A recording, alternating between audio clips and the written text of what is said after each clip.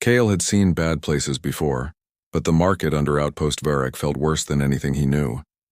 It was hidden below the cargo decks, behind old storage doors and dark service halls. The air smelled of rust, oil, and blood. Red lights flickered above narrow paths. Metal cages lined both sides of the room. Traders stood beside them with hard faces and easy smiles, as if cruelty was just another business. Kale had not come there to buy anything. He was searching for a missing cargo worker from Dock 9, a quiet man who had disappeared 2 nights earlier. Rumors had led Kale down into the lower station, into places honest people avoided. He expected smugglers.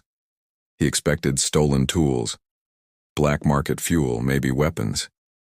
He did not expect living beings locked in cages. His hands slowly closed into fists as he walked deeper into the market. Some cages were empty, some held frightened creatures too weak to stand. Others were covered by dark sheets, hiding whatever was inside. Traders called out prices in low voices. A few buyers laughed like they were choosing dinner. Then Kyle saw her. She was in the far corner, under a failing red light. At first he thought she was dead. She sat against the back wall of the cage, thin and still, with chains hanging loosely from her wrists. Her skin was pale silver blue, marked with dirt and bruises. Her clothes were torn. Her face looked too sharp from hunger.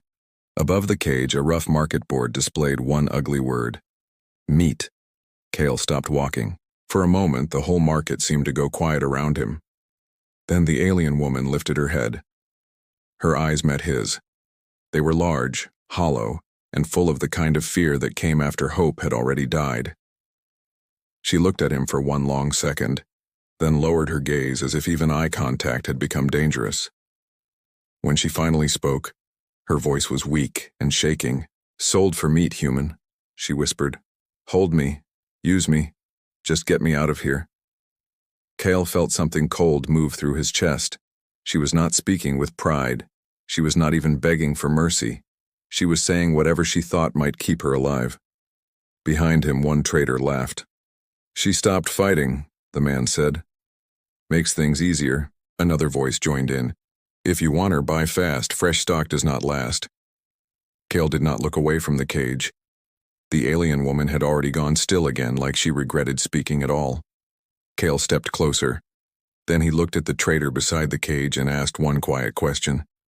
"How much?" And for the first time that night, the laughter around him began to fade. No one laughed after Kyle asked the price. The trader near the cage looked at him with slow surprise, then with the ugly smile of a man who smelled profit. He named a number so high it was almost an insult.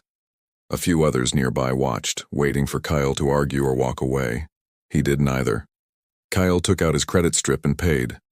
That changed the room. The traders no longer looked amused. Now they looked curious. Some thought they understood exactly why a human would buy a broken alien female from a meat cage. One man smirked. Another said, "Take her quick. She won't last long." Kale ignored them all. The cage opened with a hard metallic click. The alien woman flinched so badly that her chains rattled. She tried to stand at once, but her legs failed under her. Kale moved without thinking and caught her before she hit the floor. The moment his hands touched her, she froze. Her whole body went stiff with terror. "I'm sorry," Kyle said quickly, stepping back as much as he could while still keeping her from falling. "I'm not going to hurt you." She did not answer. Her breathing was shallow and fast. She kept her eyes down, as if looking at him too long might bring punishment. Kale removed his coat and placed it over her shoulders. She trembled under it, confused, weak, and clearly expecting something worse to come. Then he looked down and saw something he had almost missed. There was a small child in the back of the cage, curled into the shadow, so thin and still that Kyle had taken him for a pile of cloth. The child blinked once when the light touched his face. Kyle felt sick. The woman turned at once and crawled toward him, pulling the child close with shaking hands. She held him like someone afraid the world might steal him if she loosened her grip for even 1 second. Kyle stared at the trader. "He comes too." The trader gave a shrug. "Not part of her price." Kyle's voice dropped. "He is now." Another payment. Another ugly smile. Another lock released. Minutes later, Cale was leading both of them out of the underground market. The station halls above felt colder after what he had seen below. The woman could barely walk.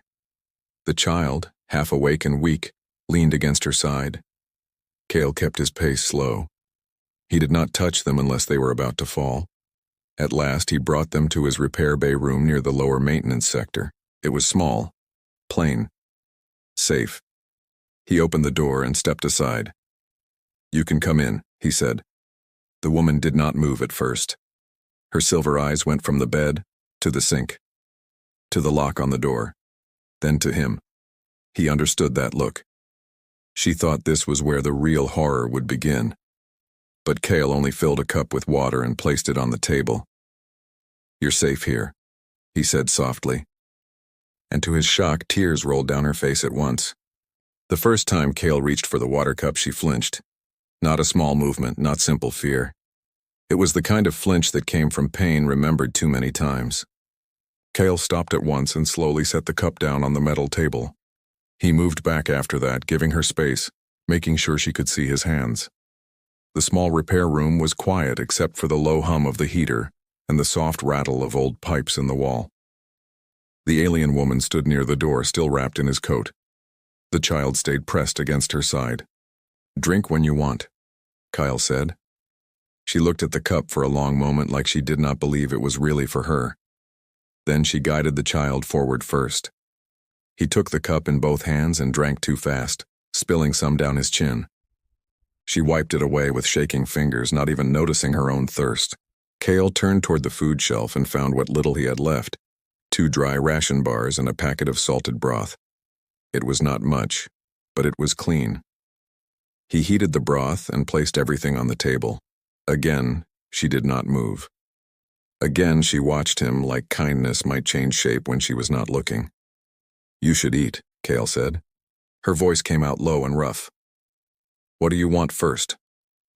The question hit him harder than he expected.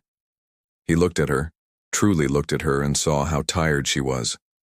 The bruises, the chains marks, the way she kept her body between him and the child even while barely able to stand. "I want you to stop asking that," he said quietly. She went still. The child looked between them without understanding. Cale exhaled and tried again, softer this time. "Eat first, rest first, nothing else." Something changed in her face then. Not trust. Not yet. Only confusion. Like his answer made less sense than cruelty. The child finally took 1 ration bar and began eating in small, fast bites. She watched every bite as if counting them, making sure he got more than she did. Cale noticed that too. When she thought he was not looking, she broke off the smallest piece for herself. Hours passed slowly. The child fell asleep near the heater, wrapped in Cale's spare blanket. The woman remained awake, sitting on the floor beside him with her back against the wall, eyes fixed on the room, the vent, the door, the window. Always watching, always listening. Near midnight, Cale spoke from the other side of the room. "You have a name?" For a long moment, he thought she would stay silent. Then she answered. "Nira." Cale nodded. "And him?" Her hand gently touched the child's hair. "Elo." Cale sat back in his chair. Nira. Elo. Now they were names. Not cargo. Not meat. But as he watched her stare at every shadow in the room, he understood something cold and heavy. The market had not only hurt her body, it had trained her mind to expect horror from every act of mercy. Morning came, but Nira did not look rested. The heater had stayed on through the night. Elo was still asleep under the blanket, curled into a small shape near the wall. Cale had fallen asleep in his chair for maybe an hour, no more. When he opened his eyes, Nira was already awake. She had not moved far. She was sitting in the same place, knees drawn close, watching the room like danger might come through the metal walls. Cale stood slowly and stretched the ache from his back. He went to the sink, filled a cup, and set it on the table without saying anything. Then he turned to grab a toolkit from the shelf. That was when he saw it. a thin, dark line around Nira's neck, half hidden under Cale's coat. At first he thought it was only dirt. Then the coat shifted. Metal flashed. It was a collar. Not a simple chain collar. This one was narrow, black, and fitted too tightly against her skin. Small marks were cut into the side of it. Numbers, codes, and one sharp symbol Cale did not recognize. His face hardened. "Nira," he said quietly. "What is that?" Her whole body stiffened. For 1 second she did not breathe. Then her hand flew to her throat as if she could hide the collar now. "It is nothing," she whispered. Kyle took one slow step closer, careful not to frighten her. "No, it isn't." Nira looked at Elo, still sleeping, then back at Kyle. Fear moved across her face in a way he had never seen before. Not fear of pain, fear of memory. "They put it on me after the second sale," she said at last. Her voice was low and unsteady. "It tracks, it identifies, it says where I came from and who I belong to." Cale's jaw tightened at the last word. Belonged. He crouched down so he would not tower over her. "Can it still send a signal?" "I do not know," she said. "Sometimes they turn them off. Sometimes they do not. Sometimes they only use them when someone runs." The room felt colder. Kyle looked more closely at the mark on the collar. He had seen that symbol before, not in the market, but on a cargo crate in Dock 8. Private shipment, restricted handling, signed by station security clearance. Something ugly clicked into place in his mind. This was bigger than one hidden market, much bigger. "Who sold you?" he asked. Nira swallowed hard. "Different people, different buyers. But the collar always stayed. It meant I was still part of the system." Kyle stood up slowly. System. That one word made the danger real in a new way. He moved to his small desk and pulled up an old station terminal. His fingers entered the collar code one piece at a time. At first, nothing happened. Then the screen blinked. A restricted registry opened for half a second before locking again. But half a second was enough. Cale had seen one thing clearly: authorized asset transfer. His blood ran cold. Before he could speak, a sound came from outside. A footstep, then another. Not passing by, stopping right outside his door. The footsteps outside did not move. They stopped right in front of Cale's door, slow and certain, as if the people outside already knew exactly where they wanted to be. Inside the room, everything became still. Nira's face lost what little color it had. One hand went to her collar. The other moved to Elo at once. The child had just started to wake, blinking in confusion at the sudden silence. Kyle raised one hand slightly, telling them without words not to panic. Then came the knock. 3 firm hits against the metal door. Not loud, not rushed. That was worse. Kyle had heard that kind of knock before. It was the knock of people who believed they would be obeyed. He looked at Nira. Her breathing had turned shallow again. She was not just afraid. She was remembering. That frightened him more than the knock itself. "Hide behind the divider," Cale said quietly. There was a narrow metal work screen near the back wall, used to separate tools and spare vent parts from the rest of the room. It would not stop a search, but it could block first sight. Nira did not argue. That alone told him how serious this was. She pulled Elo close and moved behind the divider with him. The boy looked up at her, then toward Kyle, sensing danger without understanding it. Nira pressed him gently to her side and crouched low. The knock came again. "Maintenance inspection," a man called from outside. Cale almost laughed at the lie. He wiped his hands on a dirty cloth, crossed the room, and opened the door only halfway. 2 men stood outside. One wore a station utility jacket, but it was too clean. The other wore plain dark clothes and a calm expression that felt colder than anger. Both looked past Cale before they looked at him. "We're checking lower-level rooms," the first man said. "Routine matter." Cale leaned against the frame. "Then you are in the wrong section. Nothing here but bad pipes and unpaid sleep." The plainclothed man's eyes narrowed. "You work Dock 8 maintenance, yes?" Cale did not like how quickly the question came. Yes. You were seen near old freight access last night. Cale shrugged. I am seen near a lot of broken things. That is my job. Neither man smiled. The one in the utility jacket stepped forward slightly. We need a look inside. Kyle did not move. Behind him, the heater hummed softly. Alo gave the smallest rustle from behind the divider. Cale felt his heartbeat once, hard and heavy, but his face stayed calm. No, he said. The corridor went quiet. The plain-clothed man studied him for a long moment. That is not a smart answer. Kyle met his eyes. Then ask a smarter question. For 1 second, no one moved. Then a door farther down the corridor opened just a little. Someone was watching, then another. The two men noticed. So did Cale. Public eyes changed things. The plain-clothed man took one slow step back. This is not finished. Cale gave a short nod. I already guessed that.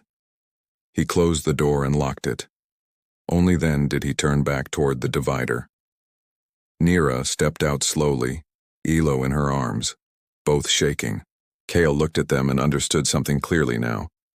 He was no longer hiding a victim. He was standing between them and the people who owned the station's darkest secrets. After the men left, the room stayed quiet for a long time. Cale stood near the door, listening until the last footsteps faded into the lower corridor. Only then did he let out a slow breath. His hand stayed on the lock for 1 extra second, as if he no longer trusted metal and bolts to mean safety. Behind him, Neera stepped out from behind the divider with Elo in her arms. The child looked half awake and frightened. Neera looked worse. Her face was pale, her silver eyes wide, and one hand still clutched the collar at her throat like it might tighten again at any moment. They found me, she whispered. Not yet, Kyle said. Her eyes lifted to him. They are close enough. He could not argue with that. Kyle moved to the table and pulled a chair back. Sit. This time she obeyed at once. Elo stayed on her lap, wrapped in the blanket, too tired to ask questions. The heater hummed softly. Somewhere far outside, station pipes groaned in the walls. The room felt smaller than ever. Kyle stayed standing. You said this was part of a system, he said. No more pieces, I need the whole truth now. Neera looked down at Elo before answering. Then slowly she began. She had once worked in records control on a border freight station far from Varek. It was simple work, sorting manifests, clearing route logs, updating shipment codes. Nothing important, nothing dangerous. At least that was what she believed. Then she noticed names repeating in the wrong places, not cargo names. People, workers listed as transferred but never arriving, refugees marked as debt assets, children entered as dependent freight, files that vanished the next day, numbers changed, destinations erased. At first, she thought it was paperwork fraud. Then she found linked routes, private buyers, hidden carriers, processing rooms, black transfers. Her voice became thinner as she spoke. They moved people through legal cargo lanes, she said. As long as the codes were clean, no one looked twice. Kyle felt sick again. And the collar? He asked. Neera swallowed. Once someone entered the system, they could be tracked, priced, moved, and resold. Elo pressed his face against her chest, hearing fear even if he did not understand the words. Kyle looked at the little boy, then back at her. So if they catch you, they erase the evidence. Neera gave one slow nod. That made his next thought clear. Running would not save them for long. He turned toward his old station terminal and the half-working relay unit beside it. The machine was ugly, patched together, and older than most workers on the lower decks. But it still had one thing many modern systems did not. It was ignored. We cannot outrun this, Kyle said, so we make sure it can't stay hidden. Neera blinked at him. What? He sat down at the terminal and started opening maintenance channels, old relay paths and backup comm lines. We send everything, he said. Codes, routes, names, all of it. Her breath caught. To who? Kyle's hands moved across the old controls. To everyone who can still feel shame. And for the first time since he met her, Neera looked at him with something stronger than fear. She looked at him with hope. By morning, Outpost Varric was no longer quiet. Messages spread through maintenance lines, cargo channels, and old security feeds faster than anyone expected. The files Kyle had sent were already moving beyond the lower decks. Names were being checked. Routes were being questioned. Private cargo codes were being opened. Hidden things were no longer hidden. And once truth started moving, fear changed sides. Kyle had not slept at all. He sat near the old terminal with red eyes and sore hands, still in the same stained work clothes from the day before. Empty ration wrappers and half-dead signal lights covered the table. He looked exhausted, but his attention stayed sharp. He kept checking the relay screen, waiting for one sign that the truth had reached the right people. Across the room, Neera sat with Elo asleep against her side. She still looked fragile. The bruises were still there. The collar marks had not vanished, but something in her face had changed. The fear was not gone, but it no longer stood alone. Now there was room for something else. A small, careful kind of relief. Then the terminal screen flashed. Data verified illegal transfer network flagged. Action initiated. Kyle stared at the screen for a second, then leaned back and let out a breath he had been holding all night. It's done, he said. Neera looked at him as if the words were too large to trust. Done? She whispered. Done enough, Kyle said. They can't bury it now. Her eyes filled at once. She turned away quickly, trying to hide it, but the tears still came. Hours later, the whole outpost felt different. Security teams moved through upper cargo levels. Certain doors were sealed. Private handlers disappeared from public view. Workers who had once stayed quiet now spoke in low, angry voices. The men who had acted untouchable no longer looked untouchable. By evening, the room was calm again. Elo sat near the heater with a handful of old bolts and washers, building little towers on the floor. Every time one fell, he smiled and started over. That small sound changed the room more than Kale expected. It made the place feel alive. Neera stood near the table, her hands folded tightly. You saved us, she said softly. Kyle shook his head. No, you carried the truth. I only refused to look away. She looked at him for a long moment. That refusal, she said, was everything. Kyle lowered his eyes, uncomfortable with words that honest. After a moment, he said quietly, You don't owe me anything. Pain crossed her face at once. That was when he understood the last part clearly. Freedom was real now. But freedom was not the same as safety. Outside his door was still hunger, still fear, still a cold station built by hard people. Elo looked up from the floor. Are we leaving? He asked. The room went still. Neera looked at her son, then at Kale, then around the small repair room that had become shelter, witness, and miracle all at once. When she finally spoke, her voice was weak, but steady. If you allow it, she said, we would like to stay, not as debt, not as burden, only until we learn how to live again. Kyle looked at her, then at Elo, then at the room that no longer felt empty. You stay, he said, as family. Neera covered her mouth as tears fell. And that was how a woman once sold as meat became something the market could never understand again. Safe, seen, and no longer alone.